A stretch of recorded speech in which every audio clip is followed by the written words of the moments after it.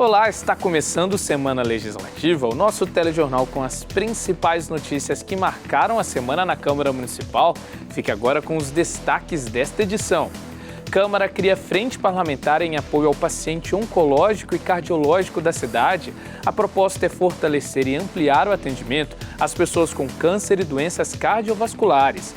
Vereadores visitam o restaurante Bom Prato de São José para conhecer o trabalho da unidade e cobrar a ampliação do serviço no município.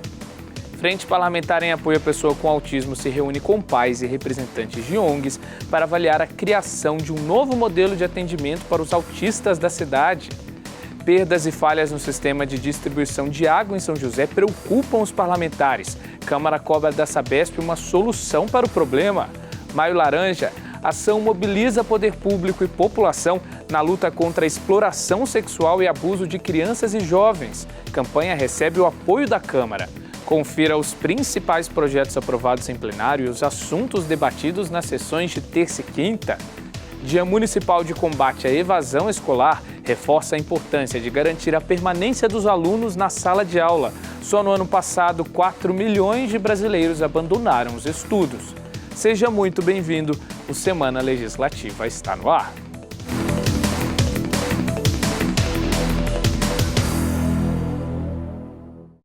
E confira agora os destaques da sessão realizada na quinta-feira. Durante a 34ª sessão do ano, os vereadores debateram o projeto enviado pela Prefeitura que altera as normas de retenção do Imposto sobre Serviços de Qualquer Natureza, o ISS-QN. Segundo a matéria, essa modificação vale para os serviços tomados ou intermediados por grandes empresas da cidade, excluindo os micro e pequenos empreendedores. Ainda de acordo com o Executivo, a expectativa é simplificar os procedimentos para que o município possa recolher o imposto na cidade.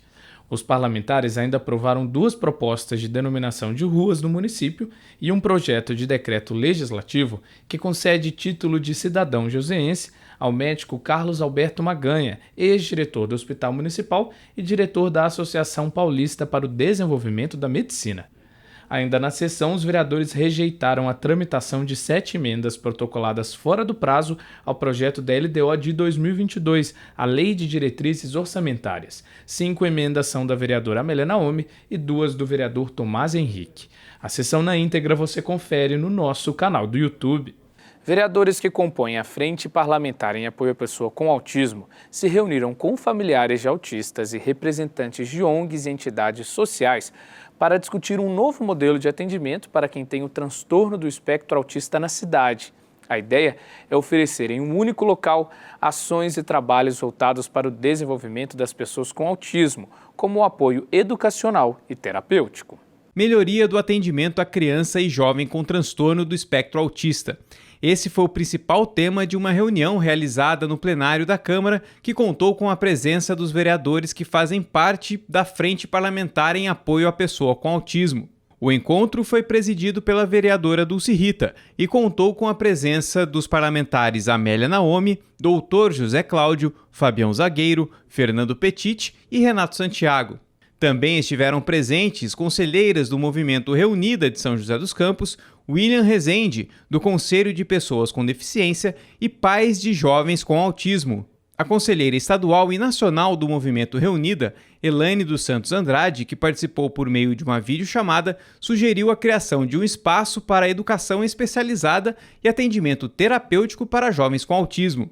Para outra representante do movimento, Juliana Rocha, este local iria oferecer apoio individualizado e multidisciplinar no tratamento dos autistas.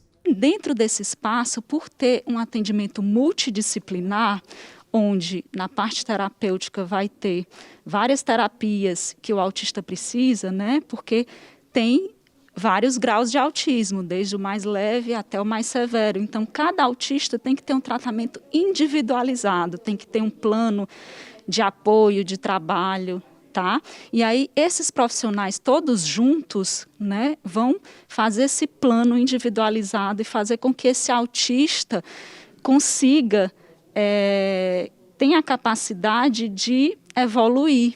De acordo com os representantes do Movimento Reunida, o atendimento nesse novo espaço teria início com crianças de 2 anos e seria mantido até o 9º ano do ensino fundamental.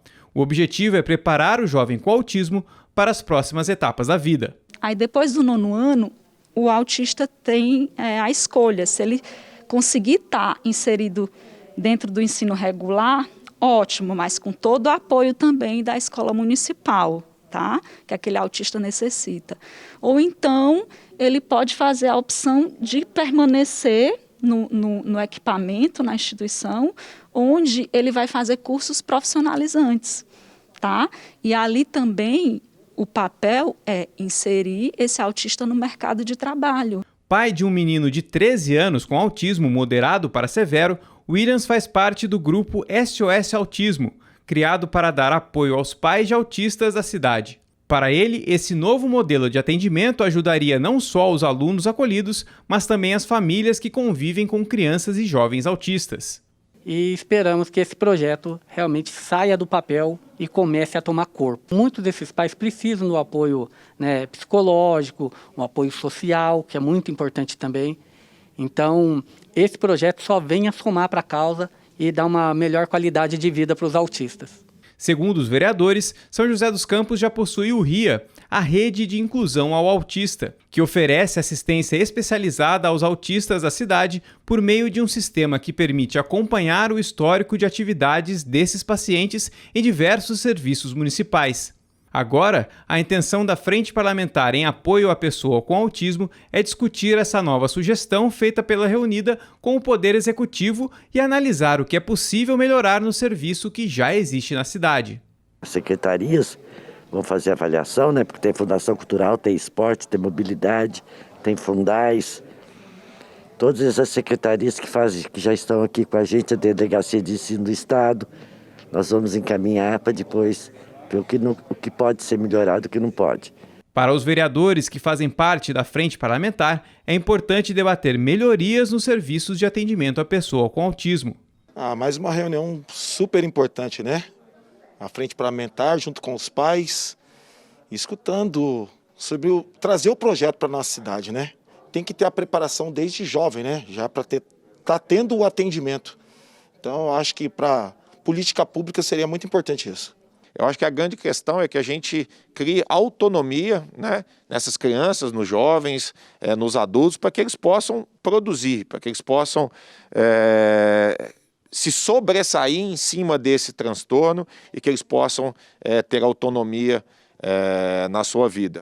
Vereadores visitaram o restaurante Bom Prato de São José dos Campos para discutir sobre a proposta de ampliação da unidade, uma cobrança dos parlamentares. A ideia é que um novo restaurante seja construído na região sul para atender a população que mora longe da região central, onde funciona o Bom Prato da cidade. Após a aprovação do requerimento pedindo a ampliação do serviço do Bom Prato em São José dos Campos, os vereadores Marcão da Academia e Milton Vieira Filho, autores do documento, visitaram a unidade no centro da cidade para conhecer o serviço. Eles foram recebidos pelo gestor Fernando Oliveira, que explicou o funcionamento do programa voltado à alimentação de pessoas em vulnerabilidade social. Fernando ainda revelou aos parlamentares que a procura pelas refeições na unidade do centro aumentou desde o início da pandemia. A procura é muito grande. Então, a unidade passou, a partir do dia 1º de maio, de 1.250 para 1.400, já veio para ajudar bastante, né? Mas a procura não acaba, né? Então, devido à pandemia, o nível de desemprego, né? As pessoas em situação de rua, que vem crescendo muito no município. Atualmente, o Bom Prato de São José tem 18 funcionários e atende a população de domingo a domingo. O restaurante popular oferece diariamente 300 cafés da manhã, 1.400 marmitas para o almoço e 300 de jantar. A intenção dos parlamentares durante a visita foi conhecer melhor a unidade que fica na região central da cidade, para que a logística de atendimento seja mantida no novo restaurante, que deve ser instalado na Zona Sul. Acredito que se a gente conseguir ampliar para a região sul e levar essa quantidade também, acho que vai ajudar muito. A gente vai estar praticamente dobrando, né, o número de refeições na cidade e as pessoas serão atendidas de uma forma digna, né, tendo o básico, né, porque a alimentação é o básico que o cidadão precisa ter. Já até tem propostas de locais, já uma contrapartida até da prefeitura, dando esse local para o Estado.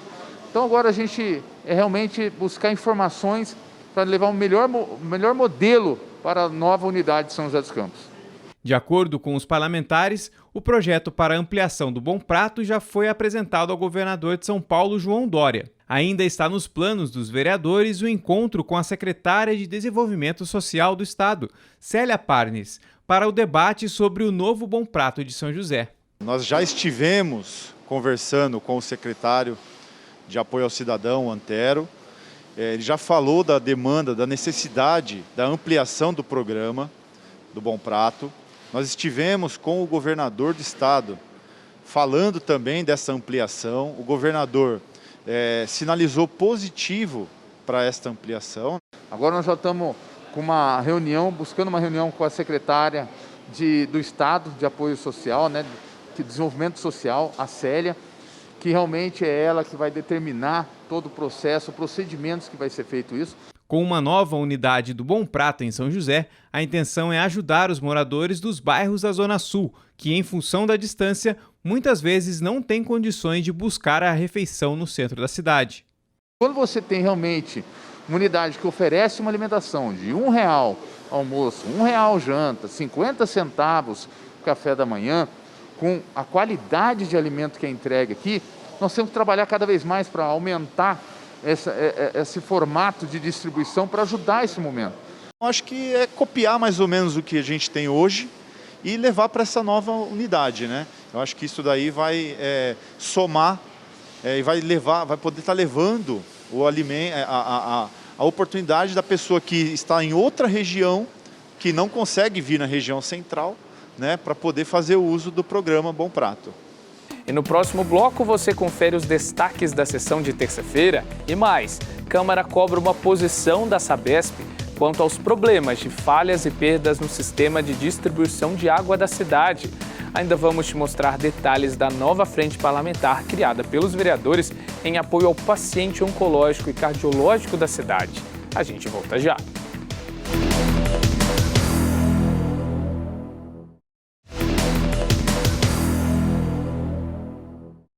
E o Semana Legislativa está de volta. Confira agora os destaques da sessão de terça-feira. Na 33ª sessão do ano foram aprovados 48 documentos, sendo requerimentos, atas de sessões passadas e também uma moção. Outros cerca de 138 processos, a maior parte indicações à Prefeitura, estavam na pauta para a ciência dos vereadores. Na tribuna, durante o Pinga Fogo, a vereadora Dulce Rita mencionou o Dia Nacional de Combate ao Abuso e à Exploração Sexual de Crianças e Adolescentes, celebrado em 18 de maio, como um marco na campanha do Maio Laranja. Ela destacou a importância de observar os sinais que podem indicar abuso sexual, além dos canais de denúncia, como o Disque 100, que funciona 24 horas e é gratuito. Já o vereador Lino Bispo foi à tribuna para alertar a população sobre a importância dos cuidados com o meio ambiente, em especial para o descarte irregular de esgoto no rio Alambari, na zona leste de São José dos Campos. Também no Pinga Fogo, o vereador Dr. José Cláudio comentou a visita que fez ao Fundo Municipal de Solidariedade e a participação de grupos na doação de alimentos e roupas que serão repassados a entidades sociais previamente cadastradas. Na tribuna, o vereador Zé Luiz falou sobre o centenário do diácono Rubens Dantas, morador do Jardim Satélite, que será celebrado no próximo dia 22 em uma missa virtual transmitida pela paróquia Espírito Santo.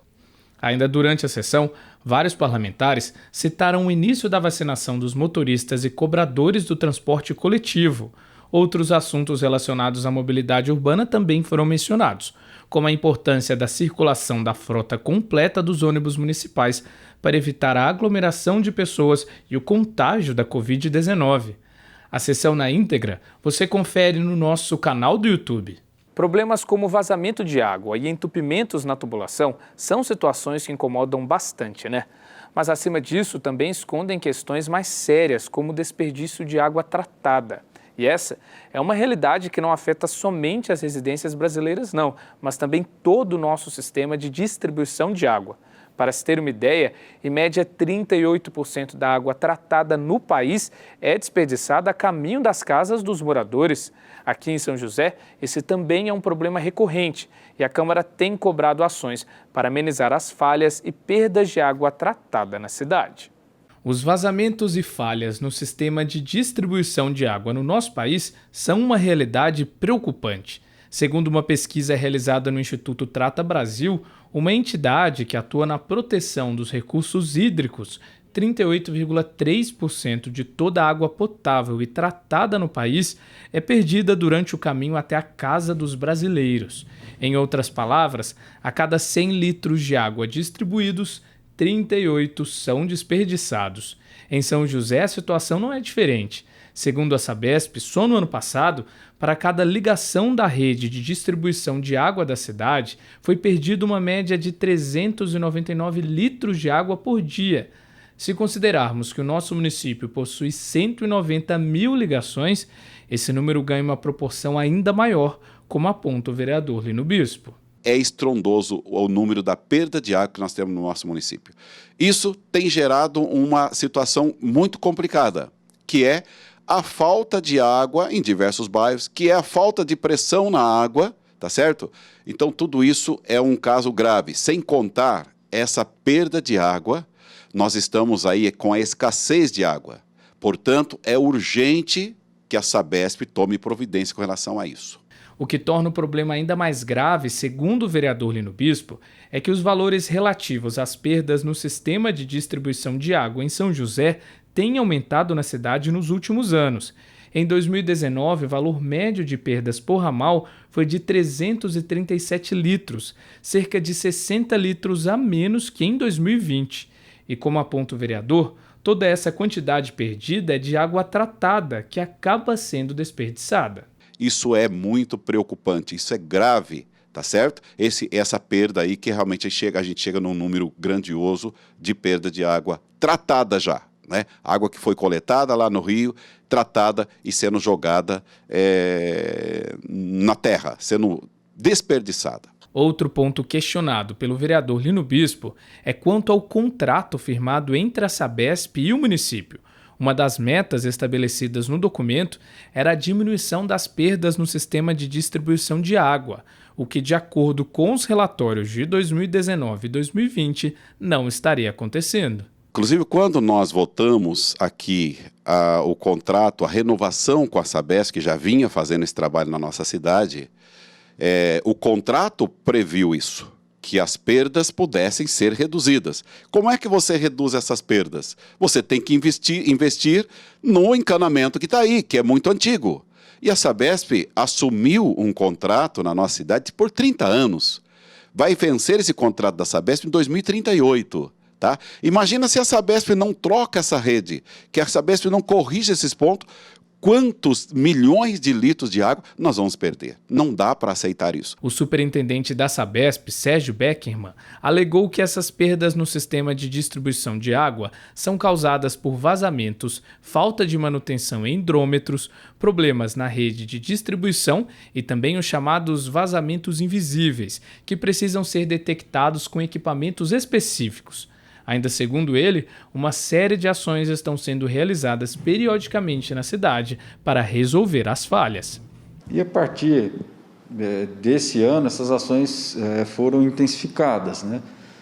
Nós vamos começar agora uma campanha de troca de hidrômetros. Inicialmente são 30 mil hidrômetros que nós trocaremos num período inferior a 6 meses e depois nós trocaremos todos os outros com idade superior a 8 anos. Vamos fazer também o que a gente chama de geofonamento da cidade, para detecção dos vazamentos invisíveis, são aqueles que acontecem embaixo do solo e que não afloram.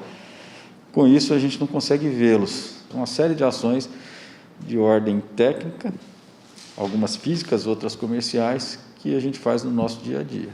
Ainda de acordo com o superintendente da Sabesp, em 2020, a concessionária realizou um mapeamento dos pontos a serem corrigidos para poder amenizar as perdas no sistema de distribuição de água. Quanto ao cumprimento do contrato com o município, Sérgio Beckerman reconheceu a meta de reduzir os índices de perdas por ramal-dia.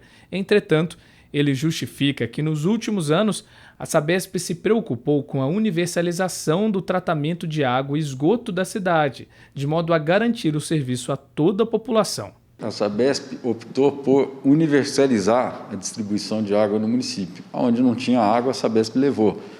E onde não havia esgoto, a Sabesp coletou os esgotos.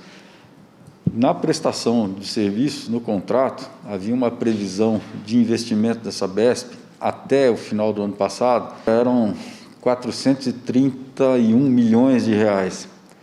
E a Sabesp investiu 100 milhões a mais do que isso para universalizar. Então, uma vez universalizada, agora a Sabesp vai cuidar daquilo que foi implantado. Vai reduzir perdas, vai renovar as redes de água e estações elevatórias, etc. A expectativa para este ano, segundo a Sabesp, é reduzir as perdas por ramal-dia na cidade em pelo menos 5 litros. Para o superintendente, o índice de perda de 399 litros registrado no ano passado representa uma quantidade muito alta de água desperdiçada. Uma cidade como São José dos Campos, você imaginar 399 litros por dia de perda de água por imóvel, isso significa que a cada dia você perde uma caixa d'água de 399 litros de cada imóvel. Então, é como se tivesse uma caixa d'água de 399 litros na frente de cada imóvel e todo dia essa água fosse perdida. É muito alto. Para o vereador Lino, se a situação não for resolvida, ele estuda a abertura de uma comissão especial de inquérito para averiguar os problemas que envolvem as perdas e falhas no sistema de distribuição de água da cidade. O contrato que nós temos com a Sabesp, ele chama a responsabilidade da Sabesp em diversos fatores. Uma, atender o munícipe com 100% de qualidade, tá? E essa questão da perda, ela tem, contratualmente, ela tem um compromisso com a nossa cidade de reduzir essa perda ao mínimo, tá? E o que nós estamos vendo é que isso não está sendo cumprido. Se não está sendo cumprido, nós vamos ter que fazer uma investigação profunda nessa questão do cumprimento desse contrato, e aí eu vejo a necessidade que nós temos de abrir uma comissão especial de inquérito para a gente avaliar profundamente esses dados que a Sabesp tem apresentado e cobrar da Sabesp que ela tenha compromisso com o contrato assinado conosco. E a Câmara de São José dos Campos instituiu uma frente parlamentar em apoio ao paciente oncológico e cardiológico da cidade. Ao todo, 10 vereadores vão compor o trabalho da frente, que deve mobilizar ações e políticas públicas para ampliar a estrutura de acolhimento aos pacientes que sofrem com câncer e doenças cardiovasculares. Os detalhes na reportagem. O pedido para a criação da Frente Parlamentar em apoio ao paciente oncológico e cardiológico foi uma solicitação feita por meio de um requerimento apresentado pelo vereador Dr. José Cláudio e assinado por outros 9 vereadores. O documento, aprovado por unanimidade, considera a implantação da frente uma necessidade urgente do município para garantir acesso ao tratamento digno e adequado desses pacientes, principalmente em função da complexidade das doenças cardíacas e oncológicas. Segundo o vereador Dr. José Cláudio, atualmente São José dos Campos conta com 2 hospitais de referência para tratar pacientes oncológicos e cardiológicos encaminhados pelo SUS, o GAC e o Hospital Pio XII. A ideia e o objetivo nosso é fortalecer um apoio público da Câmara Municipal às entidades Pio XII e GAC nesse tratamento oncológico e, no caso do Pio XII, cardiológico. Eu acho que um apoio de emendas para aumentar as verbas, para manutenção e melhoria do serviço. Também participaram da Frente Parlamentar em apoio ao paciente oncológico e cardiológico os parlamentares Renato Santiago, Marcão da Academia, Júnior da Farmácia, Fabião Zagueiro, Milton Vieira Filho, Roberto Chagas, Marcelo Garcia, Amélia Naomi e Lino Bispo. Entre as atribuições da frente estão estudar, discutir e propor ações resolutivas para entender as complexidades no atendimento e tratamento dessas doenças e também a construção de políticas públicas na área. Quando se cria uma frente parlamentar, o objetivo ele sempre tem que ser muito específico, né? E sempre com o intuito de fornecer melhores serviços para a comunidade, né? Novas ideias, novos pensamentos, uma fiscalização um pouco mais intensa, para que a gente possa ter os resultados finais satisfatórios. É poder proporcionar para outras pessoas esse mesmo tipo de serviço e a gente sempre ir avançando também nas novas tecnologias, nos novos tratamentos. Para que a gente possa fortalecer as entidades já prestadoras de serviços dentro do município, né, que fazem o tratamento oncológico e cardiológicos.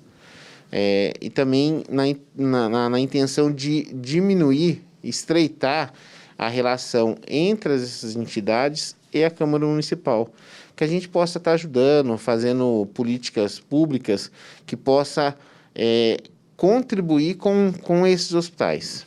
Ainda de acordo com o vereador Dr. José Cláudio, outro objetivo da frente é auxiliar o trabalho dos hospitais de referência no tratamento dos pacientes oncológicos e cardiológicos. Uma das metas previstas é, inclusive, ampliar a estrutura de acolhimento dessas unidades. No Hospital Pio XII, são cerca de 3.500 consultas mês, 1.500 quimioterapias, 200 cirurgias mês. E presenciei todo o trabalho e a dificuldade econômica para se manter um serviço de excelência. Daí veio essa ideia de criar a frente parlamentar para apoiar o hospital, o Pio XII, o GAC, através de verbas, através do relacionamento com a Prefeitura, com a Secretaria de Saúde, e realmente ser um apoio ao hospital para o desenvolvimento deste tratamento na nossa cidade. E assim como todo o trabalho do Legislativo, os parlamentares também devem fiscalizar os serviços oferecidos pelo município aos pacientes oncológicos e cardiológicos atendidos em São José. A importância da Câmara é criar possibilidades para que esses serviços sejam cada vez melhores, que a gente fiscalize todos os serviços dentro da rede municipal e que a gente fomente, né, através de leis, através de incentivos, através de indicações, para que esses serviços eles sejam cada vez melhores na nossa cidade. E os hospitais eles precisam de recursos. A frente parlamentar também é nesse intuito de ajudar eles, seja através da Prefeitura, com contratos, que vai consolidar essas entidades, e também a nossa frente parlamentar utilizar todos os vereadores para que busque outros tipos de recurso, através de emendas com os deputados. Então, cada vereador tem uma ligação com o deputado, ou federal ou estadual, que a gente possa ajudar essas entidades. A hepatite é uma doença séria e silenciosa que mata mais de 1 milhão de pessoas no mundo todos os anos. O grande desafio, segundo a comunidade médica, é mesmo a prevenção e o tratamento. Uma das ferramentas para alterar essa realidade é a informação. Nesse sentido, a Câmara de São José aprovou uma lei que cria na cidade o Dia Municipal da Luta contra as Hepatites. A ideia é mobilizar ações de conscientização para incentivar a procura por testes e apoiar o poder público na construção de políticas públicas. Uma estimativa da Organização Mundial de Saúde aponta que mais de 300 milhões de pessoas no mundo convivem com as hepatites B e C. O dado mais triste é que essas duas doenças também são responsáveis por mais de 1 milhão de mortes por ano, sendo a segunda maior causa de morte por doenças infecciosas depois da tuberculose. O lado positivo, como lembra esta médica, é que a hepatite pode ser prevenida, tratada e até mesmo curada, como no caso da hepatite C. Nos casos da hepatite B e da hepatite C, são vírus que podem causar não só a doença aguda, mas a doença crônica também e suas repercussões, né? Uma vez não tratada, não identificado e não tratado o vírus da hepatite B ou da hepatite C, ambas podem evoluir para a forma crônica, que a gente chama de cirrose. Então, você acaba tendo duas doenças, né? Você tem a doença viral e você tem a doença hepática final ali, que é a cirrose. E você pode evoluir com um carcinoma hepatocelular, que é um tipo de câncer específico do fígado para os pacientes não só infectados por esses vírus, mas que têm cirrose também. A hepatite é uma inflamação do fígado, na maior parte causada por vírus. O contágio se dá por meio de relações sexuais ou ingestão de água e alimentos contaminados. São vários os tipos de hepatite e elas são identificadas por letras, sendo hepatite A, B, C, D ou E. No Brasil, as mais comuns são a B e C. Os sintomas variam de acordo com o vírus e geralmente se manifestam na fase aguda da doença. São eles dor de cabeça, inchaço abdominal, urina escura, náuseas e vômitos. Uma das principais indicações da doença é a cor amarelada da pele e olhos. A hepatite A é de transmissão orofecal, então é hábito de higiene mesmo errado que a gente faz.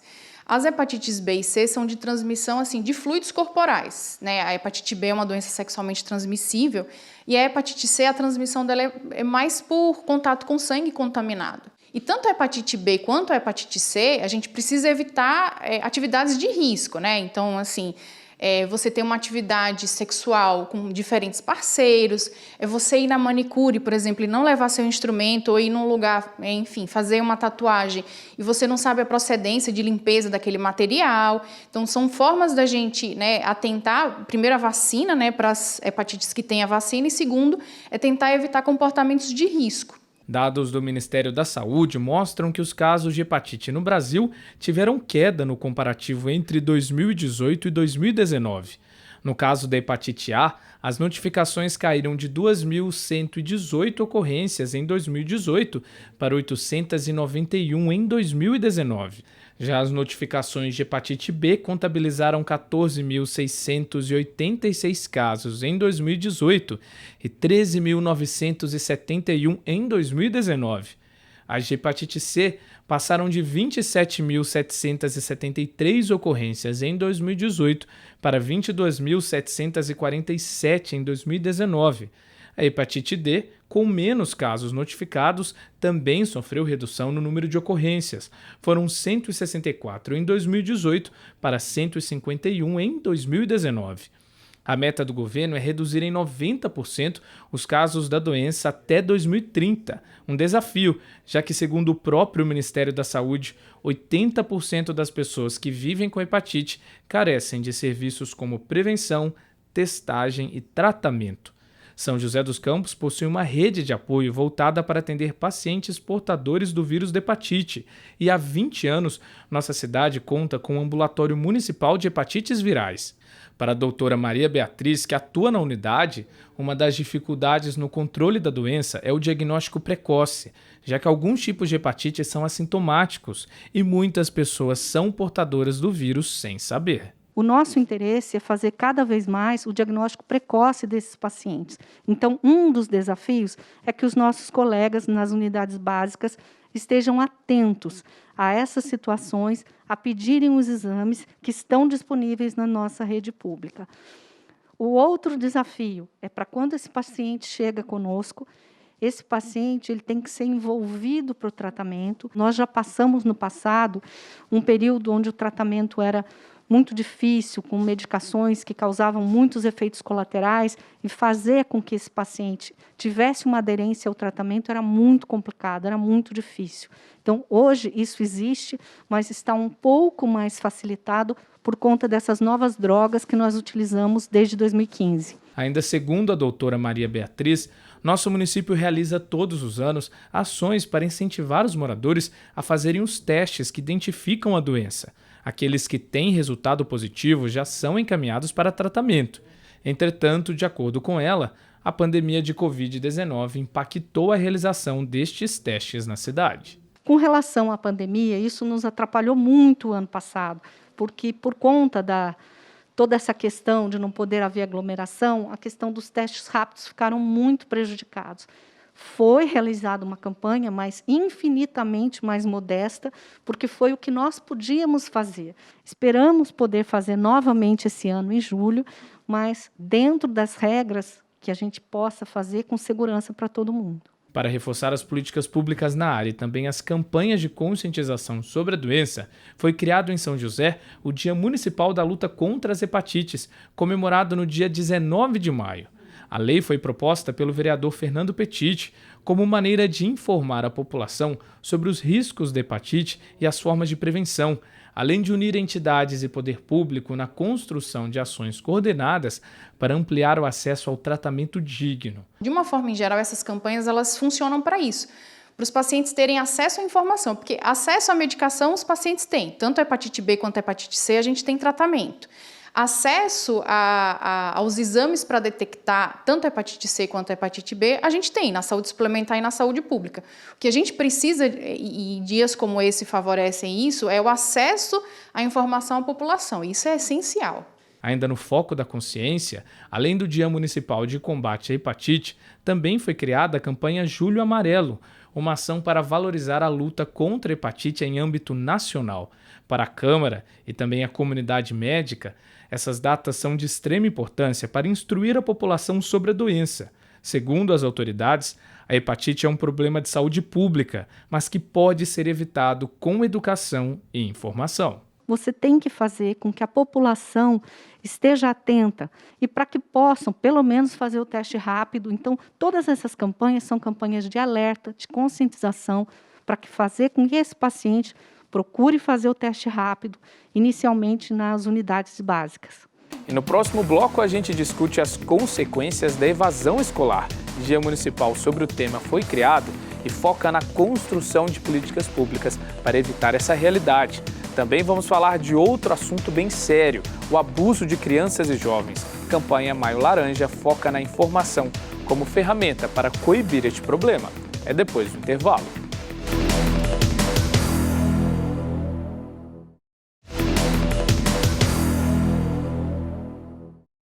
Estamos de volta com o Semana Legislativa. O mês de maio é dedicado a uma campanha nacional de enfrentamento à violência e ao abuso de crianças e adolescentes, o Maio Laranja. A data foi criada como forma de reforçar as ações de conscientização sobre o tema e também a importância das denúncias. A campanha também recebe o apoio da Câmara.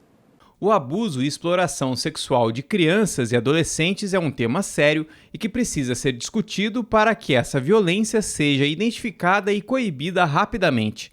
Para alcançar esse objetivo, as autoridades apostam na informação e consciência. Partindo dessa premissa, foi criada a campanha Maio Laranja, voltada para alertar a população sobre a importância de denunciar casos de abuso contra os jovens. A campanha também surgiu como uma forma de reforçar as ações do Dia Nacional de Enfrentamento à Violência Sexual de Crianças e Adolescentes, comemorado em 18 de maio. No mês de maio é um mês de maior fortalecimento dessa conscientização, né, para que as pessoas falem, que as pessoas denunciem. Segundo os dados do Conselho Tutelar de São José dos Campos, os casos de abuso e exploração de jovens na cidade apresentaram um aumento nos últimos anos. Só em 2021 foram registrados 341 atendimentos de violência sexual contra crianças e adolescentes no município. De acordo com a conselheira tutelar Ana Paula Diniz, 53% das ocorrências de 2020 foram cometidas por pais irresponsáveis.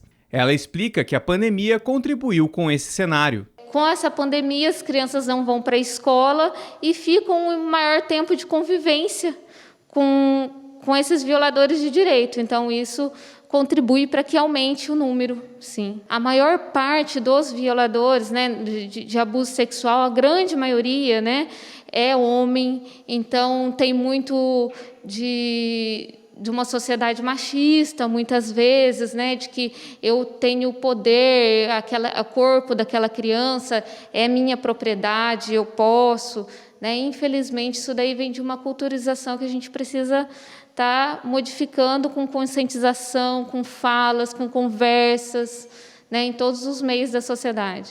A Câmara Municipal também tem um papel importante na luta contra o abuso e exploração de crianças e adolescentes. Para o Dr. José Cláudio, o trabalho dos vereadores por meio de criação de políticas públicas é fundamental para reforçar o trabalho das autoridades na prevenção dos casos de violência, uma das metas da campanha Maio Laranja. Eu acho importante ter um mês, como a gente tem o mês das doenças cardiológicas, o mês das doenças oncológicas, o mês rosa, o mês azul, que é o do câncer de próstata. Eu acho muito importante ter esse mês para nós fazermos campanhas de alertar a sociedade sobre o problema do abuso, da violência contra as crianças e contra o adolescente, para que os pais, os educadores, os adultos prestem mais atenção nisso, que é uma coisa que está aumentando muito no nosso país, na nossa cidade, e que sejam tomadas providências, primeiro em casa, né, do ajuste do relacionamento em casa, e depois pelas autoridades. E segundo o Conselho Tutelar, as denúncias são uma ferramenta imprescindível para coibir os casos de violência. Elas podem ser feitas de maneira anônima pelo Disque 100 ou pelo número 156. As 3 unidades do Conselho Tutelar de São José dos Campos também estão realizando atendimentos presenciais, mas de maneira reduzida por conta da pandemia. Na luta contra o abuso e exploração de crianças e jovens, a conselheira Ana Paula alerta para alguns sinais que podem indicar a suspeita de algum tipo de violência. Um deles é a mudança repentina no comportamento da criança ou adolescente. Através, às vezes, de desenhos, né? A criança ela expressa através de desenhos.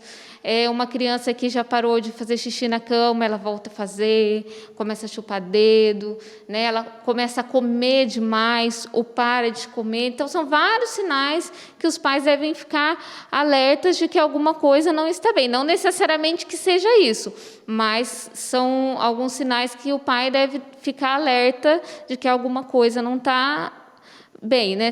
Para garantir ferramentas que incentivem as denúncias, o site do Conselho Tutelar da cidade e as redes sociais do órgão também são canais que podem ser utilizados para relatar possíveis casos de abuso contra jovens e adolescentes.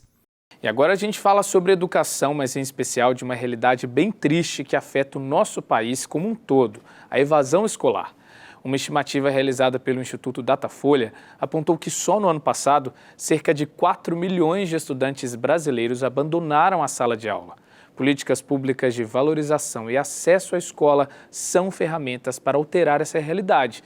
Meta também do Dia Municipal de Combate à Evasão Escolar, comemorado este mês. Para alguns alunos, a realidade da sala de aula ainda é um sonho distante. Isso porque no nosso país milhares de crianças e jovens acabam abandonando a escola. Uma pesquisa recente realizada pelo Instituto Datafolha apontou que só no ano passado, cerca de 4 milhões de estudantes brasileiros entre 6 e 34 anos desistiram de continuar os estudos, muitos em função da pandemia.